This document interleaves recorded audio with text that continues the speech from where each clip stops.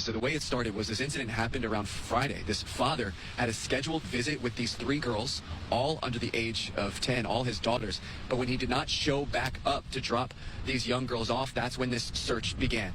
Throughout the weekend, as well as throughout all of Monday, we were hoping and waiting for the best case scenario, looking for answers.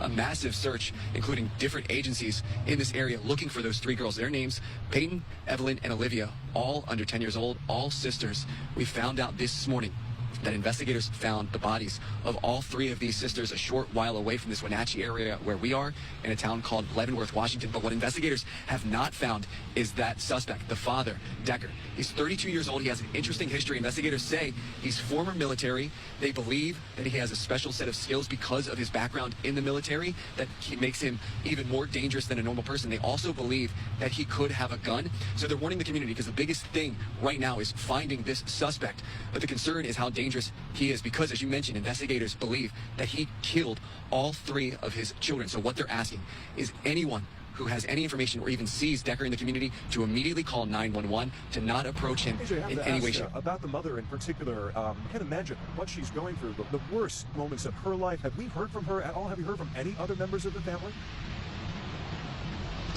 We actually got a chance to speak to Whitney Decker, the mom, on Monday, and it's heartbreaking because she remained hopeful that her 3 girls would be returned safely.